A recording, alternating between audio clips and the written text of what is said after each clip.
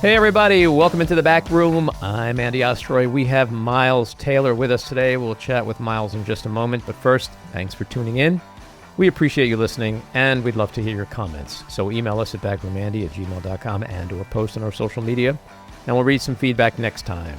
And if you like the podcast, please rate and review and follow or subscribe, and you'll be notified every time we post a new episode. So, Miles Taylor is a national security expert who works in Washington, D.C. as editor of the recently launched newsletter Treason on Substack, and is a spokesperson for endpresidentialrevenge.org.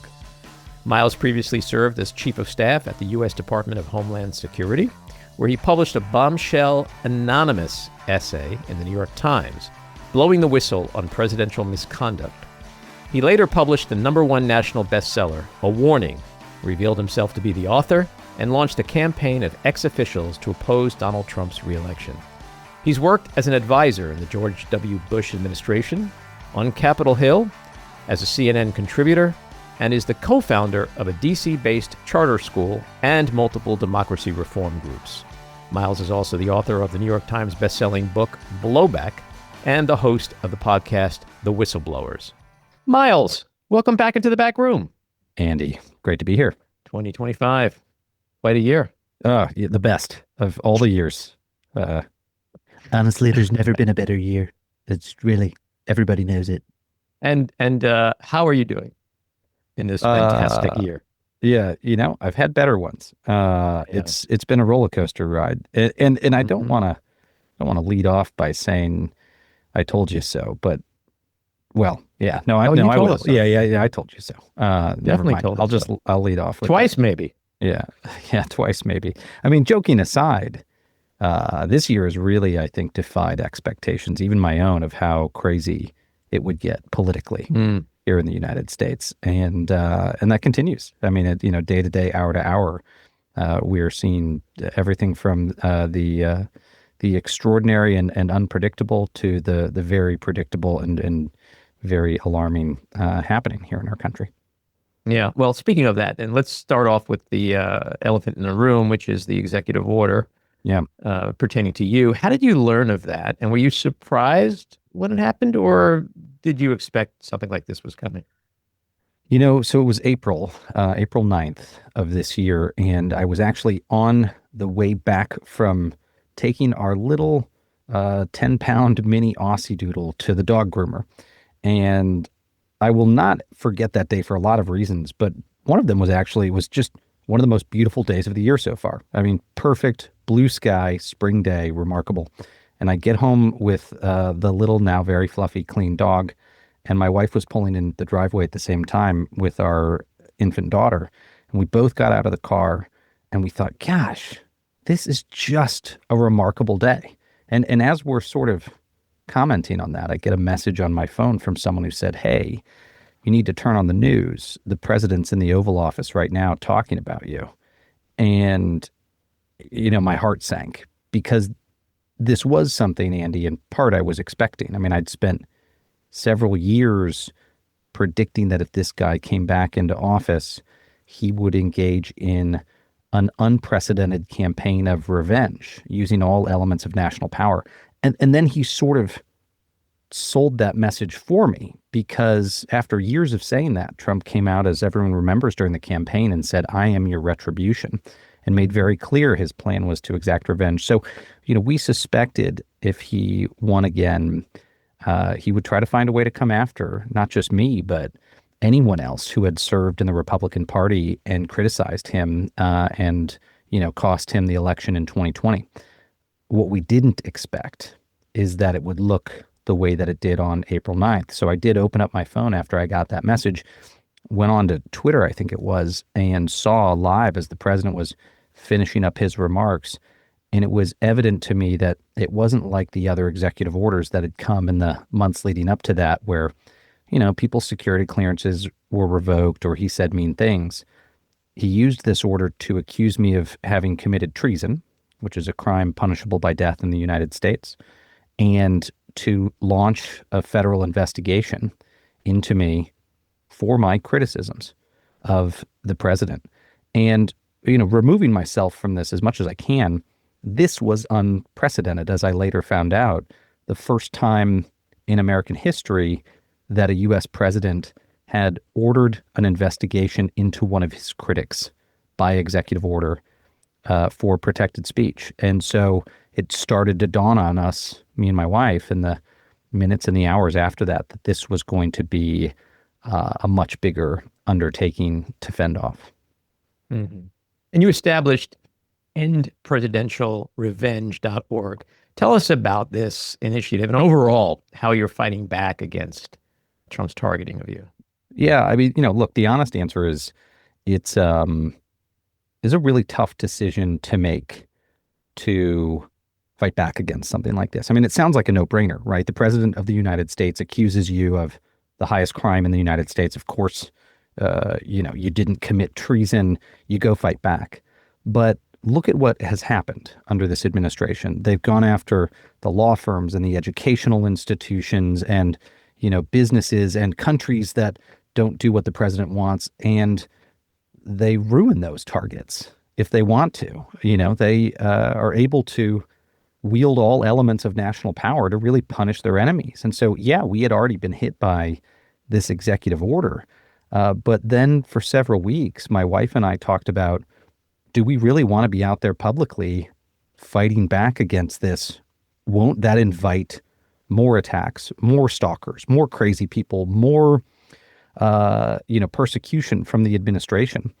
And we came to the conclusion that yes, while it probably would make things more difficult for us, we couldn't look our daughter in the eye years from now and say, yeah, the president of the United States called your dad a traitor to the world and had our family investigated, but we didn't do anything about it. And by the way, by standing in the shadows, we made it a lot easier for him to go after our friends and their friends and more people in this country. And so we decided to start fighting back. And to your question, that was a very intimidating thing because we don't have the resources ourselves to fight back against something like this. When the president comes after you, part of the punishment is the process. They know that you have to lawyer up. They know that those lawyers are insanely expensive and they can bankrupt you before ever bringing a fabricated charge against you. And that was clear to us in the days after this order dropped that this could get really expensive really, really fast. And my wife looked at me and said, are we going to have to sell the house? And I said, I don't know, because that might be the only way that we can protect ourselves. Fortunately, a really great organization came forward called Whistleblower Aid. These are the folks that represented the intelligence community whistleblower during the Ukraine impeachment in Trump's first term, and a lot of other whistleblowers throughout the years. And they said, look, we will launch a legal defense fund, a nonprofit, to help you and other whistleblowers who are being targeted by the White House defend themselves. And so they helped us launch, endpresidentialrevenge.org. It's endpresidentialrevenge.org, which has been a game changer for us because I'll be blunt, our legal defense has been crowdsourced by people across the country who I've never met. And we've been able to, because of that, do things that we wouldn't have otherwise been able to do. Namely, we had our legal team go file a formal complaint with the inspectors general of the Departments of Justice and Homeland Security to ask them to effectively investigate the investigators. In other words, my lawyers tell me the president's executive orders targeting me for, revenge is patently unconstitutional. It is so obviously nakedly unconstitutional on its face that anyone engaged in carrying out that order is likely engaged in illegal activity and an unconstitutional activity. So as a first step, we've asked those inspector generals to go assess whether that's the case, to assess whether people are breaking the law in furtherance of this order. Now, that's a first step. I mean, there's a number of other legal steps that we're exploring, but without belaboring it, Andy, I mean, there's all of these other things that happen after something like this. It cost me my business, and I had to have lawyers fight to protect the business that I had built. We've had stalkers come after us, make vile threats against my daughter and my wife and our family members. You got to go fight them in court. I mean, there's just this rapid proliferation of things that happen in your life. And all the president's done so far is put his signature on this very, very mean executive order, right? They haven't announced charges against me. They haven't raided the house, things that we expect to happen. But just that signature has had really catastrophic effects for us. But we're immensely grateful for, all the public support we've had from folks throughout this. Yeah, well, you're speaking to the financial. I'm sure there's also the mental anguish and the concerns to personal safety. And, maybe, that's the end goal is, like you said before, the process. It's just what can we do to make Miles not happy for a while and cost him on several levels. Well, and they know, and the president certainly knows, that regardless of what his lieutenants do in these departments and carrying out investigations like this, his supporters will prosecute those targets no matter what. And when he says, someone's guilty of treason, even if Donald Trump himself doesn't take those allegations seriously, those followers do. And, that's part of what we've grappled with some of these folks who've threatened our family is they will say very explicitly, you are a traitor. We want to put you in front of a firing squad. That's a really scary message when it arrives on your wife's phone. And you don't know if that person's down the street getting ready to show up or they're, across the country in Oregon. But you have to take it seriously and you have to report that to federal authorities. And then, you start peeling back the onion and you find that potentially, there are scary people out there thinking scary things about you and your family. And, we know where the source of that is. I mean, Trump fans those flames. He blows that dog whistle, if you will, to get followers out there to do that. But there is another component, Andy, that has surprised me in all of this. And I didn't think there was too much that could surprise me about Trump's return to power. But part of it is the level of social fear this time is a lot different than it was last time. I was able to speak out against Trump in his first term, leave his administration and go out there publicly and really still maintain my core support network and social circle, people who were cheering us on. The level of fear is exponentially higher this time. People are very worried about being the next target, the next law firm, the next university, the next person targeted by this administration, that it's really changed behavior. And let me be more specific about it. Some of the closest people to us, very close friends, and some family have backed away amidst this. And not because they're necessarily MAGA aligned folks, but because they're very afraid of also getting pulled into the mix. That has surprised me to see really close friends say, hey, we need to keep our distance from you and Hannah until this is all over. Well, why? Well, I don't want them to come after my business, and folks that you would have thought, think of your best friend, Andy, someone who said to you, I'm ride or die, dude, whatever happens to you and the pod and life. And, if there were divorces and deaths and just the things that happen in life, I'm with you, man. And then to have someone like that sit down with you and say, I can't really be with you for this. We've had to And how does that impact the relationship? Like, are you in a place where you're able to go, I don't like it, but I understand it and I'll accept it? Or is that a game changer for you? It's hard. It depends on the person. But, some of those people that you expect, it's especially the folks who you've been with them through some of the hardest things they've been through, or you've stood up for them publicly or that sort of thing. Then when you're going through this and they say, yeah, I gotta step away, that irrevocably destroys the friendship or the relationship. Is really hard to bounce back from. Now, at the same time, I understand the fear. I understand that any, rational person might want to run in the face of this. But, there's folks in your life who you think when they say, I'm ride or die, I'm in the trenches, it's like, okay, yeah, no matter what, they'll fight this righteous fight with me. So it's hard to lose those people. But the social fear has gone a lot further than I thought. And the administration has made sure of it. After the president signed the order, they started firing people from the executive branch that they found were connected to me on social media platforms or were friends. They fired a guy from DHS who was at my wedding, and the White House placed the story in the Washington Post because they found a picture of him on Facebook at my wedding. And so they made very clear that's why he was fired, to send a signal to people. You better back away from this guy. They deliberately want to get rid of that support network. And we've seen that cascade out. As I've done events around the country, not just for our legal defense, but to protect other whistleblowers, we've had venues canceling on us. We've had caterers canceling on us because they've said, look, we support what you're doing, but, we don't want to have our employees deported. Like, think about that for a second, that, in blue cities across the country, there are businesses saying, yeah, we can't help host an event for someone who's criticizing the president because, he's doing mass deportations and that could really affect our people. That's a level of social fear that didn't exist in the first Trump administration. And in terms of just overall intimidation, like, what do you think the executive order can and will have on other former officials, or just anyone, I guess, who may want to speak out? I mean, isn't that the point of it all? Well, here's the remarkable thing about it, Andy, is you and I could have this conversation and say that even though that's an informed assessment, that it might be a speculative one, right? We don't really know what the president's real motivation is, except in this case we do, because in the immediate wake of the investigative orders against myself and Chris Krebs, they sent out senior White House officials to go talk to a couple of publications about why they did it.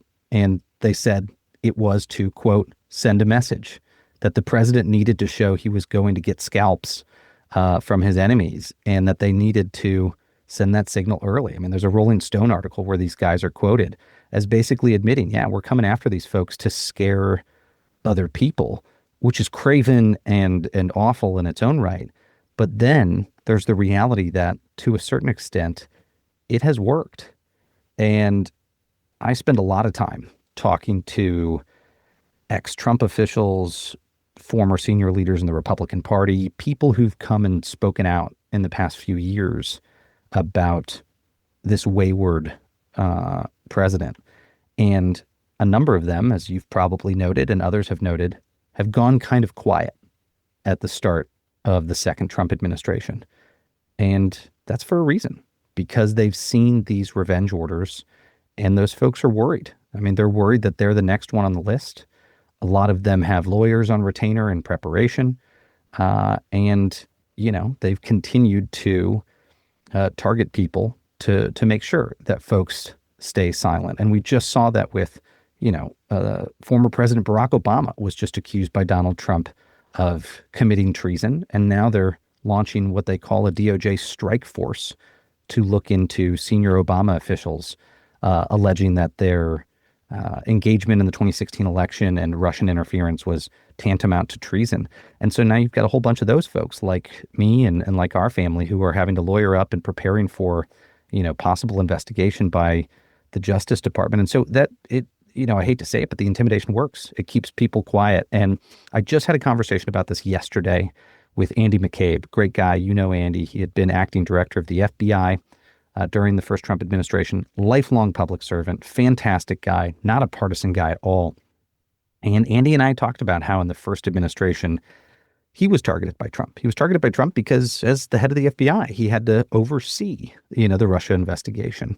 And I think Andy handled that about as well as anyone could. But by virtue of being in that position, Trump went after him and said, I'm going to take your pension and we're going to fire you. And, they did all these retributive things. And I asked Andy, I said, talk to me about your decision to fight back publicly, because at the time you didn't let him level those accusations and then just sit on your hands and follow the advice of the lawyers and stay quiet until you could face him off in court. You went out there and you defended your name. And Andy said, when you're in a position like that, one of the last means of defense you have is your voice, because they start to strip everything from you, like we just talked about, your social support network, your financial security, your physical safety. They strip all these things away. And one of the last things you have is just your voice. And it was so resonant to me because we're going through it now. And I just said, Andy, I'm grateful, because even now we still have friends and family that will say, oh man, you don't want to poke the bear anymore, right? I mean, like you probably should just lay low until this blows over. And my message to them is, it's not blowing over. It doesn't blow over. This guy doesn't forget. And, I spent the past 2 years quietly building a business, had moved on from, talking about Donald Trump, and it still didn't matter because he still came back in and said, I'm going to get you. And it's the mistake we always make with Donald Trump. He's just joking or he doesn't mean it. No, he means it. And if you don't speak out, if you don't defend yourself, if you don't defend this country, if you don't defend first principles, you will lose them. You will lose all of those things. And, it's the conclusion Andy came to. It's the conclusion we had to come to amidst this is we're just not going to shut up, because if we shut up, then it works. And from a timeline perspective, are there hearings coming up? Like, where do you see it going? Yeah. Ultimately, what's the status of your case right now? Yeah, the honest answer is we don't know, because there's so much less transparency and oversight in this administration. We've not heard back from the inspectors general.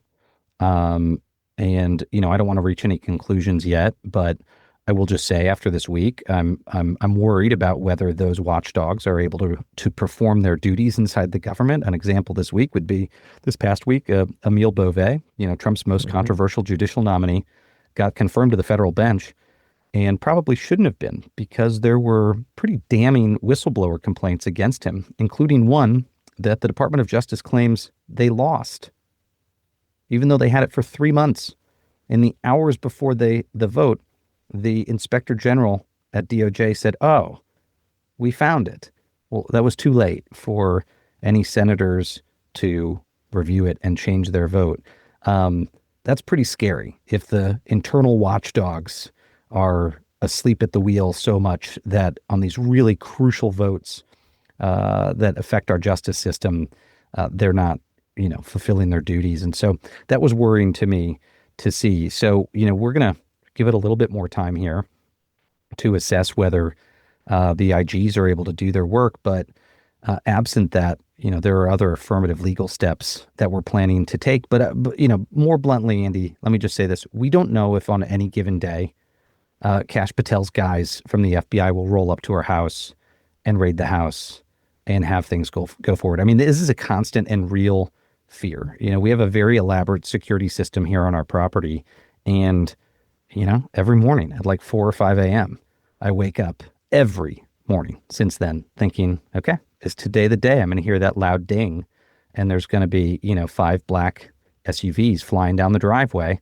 And, then I got to go wake the baby up and my wife and say, it's happening. It's really scary when you've not done anything wrong. I mean, it's scary in general, but when you're innocent, you have not committed treason, you haven't shared state secrets with the enemy, and yet your government still may come after you.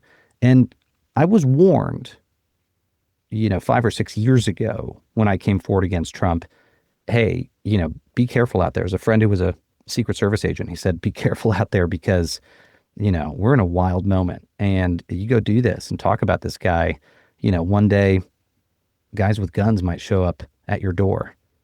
When he said that, though, I never imagined that those guys with guns might be my own government, right? The worry was always a lunatic out there.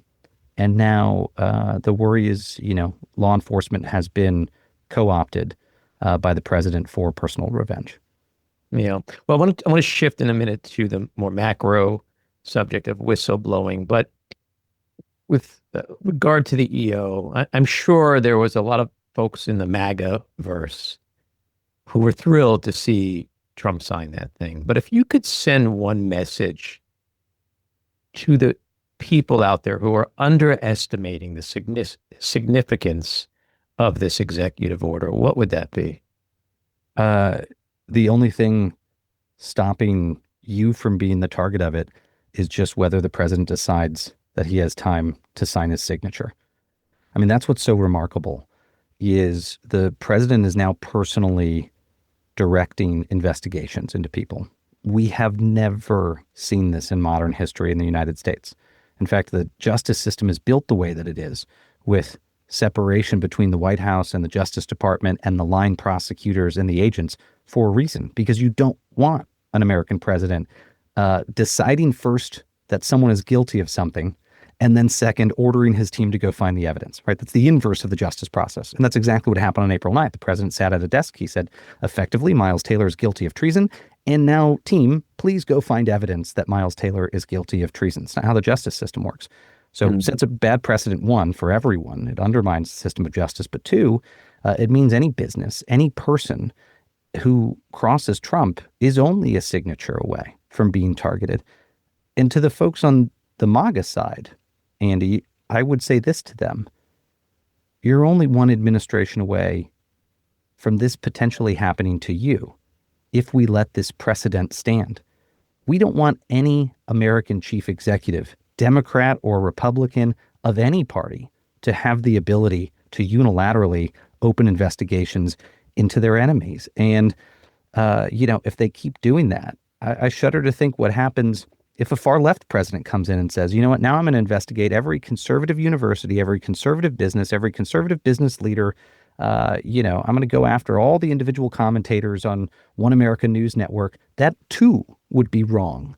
But I think it'll be very hard to hold back the tide if we go into another administration that isn't Trump and folks want to unwind his behavior. There will be a great temptation for people to use the same tactics he used. And that's why we've got to nip it in the bud while he's president. Get the courts to do their job. Show that these things are illegal, because otherwise this spreads. And, free speech in this country becomes an absolute relic.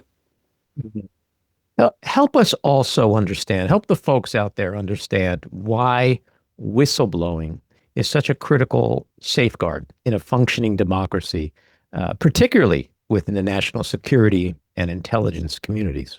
Yeah. Well, especially in the national security community. Look, I mean, when you come into an agency like the FBI or the CIA or the Department of Homeland Security, you have an obligation to protect state secrets. And it's a obligation that I've, assiduously upheld, and most people do when they go into that community. But if in the course of your job, you witnessed wrongdoing, there have to be lawful ways to go expose that wrongdoing. Now, none of the misconduct that I exposed about Donald Trump had to do per se with classified decisions and classified national security information. But there are a lot of things that can happen in that world that, even if they're bad and they happen, you can't go out and talk about them publicly because they could put Americans in danger. And so you want to create the avenues for people to go sound the alarm. And an example of that, of course, would be what I alluded to earlier was during the Ukraine impeachment. You had an anonymous whistleblower from the intelligence community who said, look, I witnessed a phone call with the president. And that phone call was, a reportedly, classified conversation. And I think he engaged in a very clear act of corruption. And that whistleblower went through a chain of flagging it for the intelligence community inspector general and reporting it to the congressional committees to make sure that the right people found out about it, to be able to hold the president accountable and to shine a light without putting Americans in danger or sources and methods of intelligence collection in danger. That's really, really important. And we would not have known about Trump doing that if it hadn't been for that whistleblower. So here's the worry. Trump is very, very aware that there are these avenues for lawful disclosure of misconduct. And he has, and his team has systematically tried to shut down those avenues or to make it more dangerous for whistleblowers to come forward. How have they done that? They've placed political loyalists in some of those key positions that are supposed to be nonpartisan positions where people oversee whistleblower complaints. So from the get-go, if you are a federal employee and you say, yeah, I've witnessed presidential misconduct, well, you now know that if I go file that complaint, it's going to the desk of a guy who's maybe a 24-year-old Trump campaign operative whose first phone call is not going to be to the lawyers. It's going to be to Stephen Miller at the White House to say, well, you wouldn't believe what I just got. And then the retaliation isn't just possible. It's probably guaranteed that that person's going to be fired and gotten rid of before that complaint sees the light of day. And so there's a self-censoring happening right now in the federal government of employees who are witnessing all sorts of wrongdoing, whether it's by DOJ or the president's appointees, but they're scared to come forward because they know that those avenues of blowing the whistle are no longer safe. And that's bad for all of us because as Americans, as taxpayers, I don't care if you're a Democrat or a Republican, You want to know what your government's doing with your money. You have a right to know what your government's doing with your money. And we are all less likely to know what's actually going on in these agencies because there's a deliberate campaign of intimidation. And this continues every single day. And in fact, a lot of these stories don't reach the headlines, but every day there are civil servants being fired punitively or preemptively to send a message. And offices Trump doesn't like. I mean, just since the start of the administration, 200 of the most qualified prosecutors and experts in the Justice Department have been given the boot and kicked out. I mean, tens of thousands of government employees in other agencies. But, at the Justice Department, these have been very surgical in places where you've got lawyers who would normally, protect inherent government functions or be able to bring cases if there was wrongdoing witnessed, and they've been tossed out the door because the president doesn't want internal watchdogs. The president doesn't want people with a conscience calling out his team. So that's pretty scary to see. And the net effect of all of that is we, the American people, are more in the dark, and it enables Trump and his team to carry out activities that would otherwise be deemed immoral, unethical, or potentially unconstitutional. Yeah, I mean, it's impossible for Americans under those circumstances to truly feel secure about not just how government is spending our money, but how they're operating overall behind the scenes when whistleblowers face these increasing risks professionally, personally, legally, when they come forward. Like it's really creating a landscape that is not conducive to the American people being able to hold its elected officials accountable. Well, and let me give you an example, like a real concrete example, Andy, of something that I would have never thought was plausible, that now is plausible because of the clampdown on truth-telling inside the federal government. In the first administration, my former boss, John Kelly, who went to become White House Chief of Staff, called one day and was talking about a crazy thing that the president had asked for. And Donald Trump was really frustrated at the leaks coming out of his White House. People saying bad things about him, people talking about how undisciplined he was, people telling the truth about what it was like to work around Donald Trump and see him make decisions. And he says to John Kelly something to the effect of, I want to wiretap the White House staff. I want to know who's talking to the press. And of course, this is absurd because the White House staff, even though they work for the president, are still private American citizens who have a Fourth Amendment right to not have their private phone calls tapped. Even if they're calling reporters, even if they're shit talking the president, they have a right to be able to go engage in First Amendment protected speech. And so Kelly obviously knew this. And, I said, well, Chief, what'd you do? He said, of course. I said, no, that's, we're not going to do something like that. We're not going to go wiretap the White House staff. And even if John Kelly hadn't been there, at the time, I later told people, look, this isn't something that Trump would be able to do, right? If he wanted to go wiretap all the White House staff, okay, then he's got to go to John Kelly, who then has to go to the FBI director, who then has to tap several agents, who then have to open lawfully predicated investigations into the White House staff. And then they got to go get approval, to go up on their devices. And there's a whole bunch of people in that chain that would need to be touched who all will ask the question, wait, am I being asked to break the law? Who might go, consult with lawyers. And then the thing falls apart, right? And that's why a lot of conspiracies in government don't end up really happening because they're too hard to carry out. Too many people are in the mix. Okay, So that was deemed implausible by me to happen. I want to go back to this conversation I just said I had with Andy McCabe, who had been FBI director. I posed this to Andy the other day.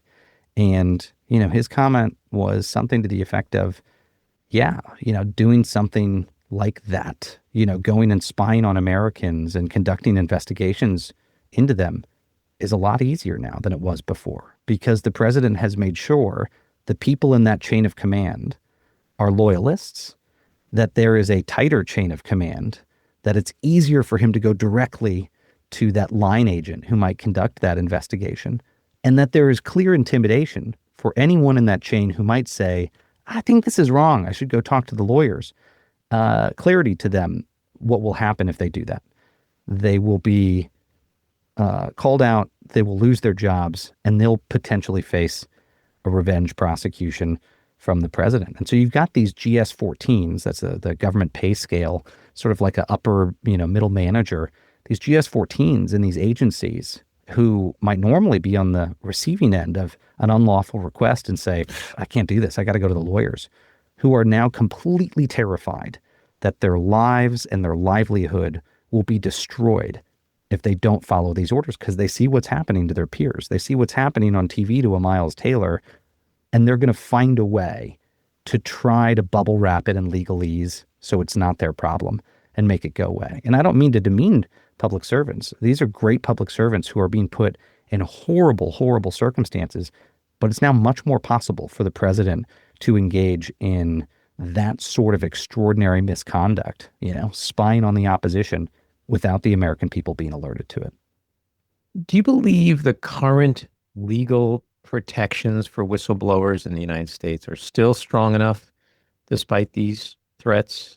I don't think there are sufficient protections. And there had been an effort, a bipartisan effort after Trump's first term. At least there were some Republicans on the legislation to fortify the inspectors general across departments and agencies, to strengthen whistleblower protections, to make it easier for people to come forward, make their disclosures, and also receive comprehensive protection from retaliation.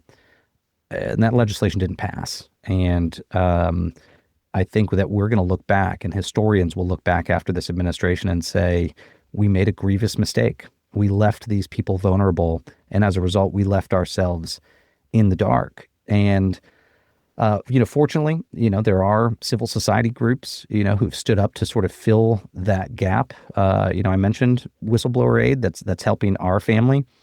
Groups like that are out there to provide not just the legal support, but, services to provide digital protection so people aren't hacking your devices and trying to get into your bank accounts and ruin your life in other ways, and a whole range of other services. That's really good that there's organizations like that out there, but they're having trouble meeting the moment because we are witnessing misconduct at a scale and scope we have never seen before inside the federal government. And if we don't really step it up, we're going to miss some of these things that are happening that put all of our constitutional rights at risk. So it's a very alarming environment. But at the end of the day, honestly, besides whistleblower protection laws, besides the civil society groups out there protecting people, our single best defense against a wayward chief executive, a president who wants to engage in revenge against half the population who didn't vote for him,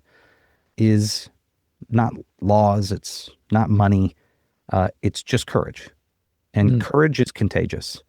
And if people see other people cowering, that is contagious too. And they will cower because they will say, well, if that person's too scared to stand up, I'm not going to be the first one to stand up. And the only way to counter that is for folks to show that the water's warm, that you can go out there, you can be brave, and it makes it easier for the next person to do exactly that. That's our best defense against someone who wants to silence dissent and attack free speech, is to show that we won't put up with it. And that's not just at the national level. I mean, we all feel it every single day in our own communities. You say the wrong thing, you're worried about getting canceled. Well, no, be that person then that takes the lead and says, no, I'm not going to be worried about it, because you'll be surprised to find how many people were holding their tongues who now feel freed not to.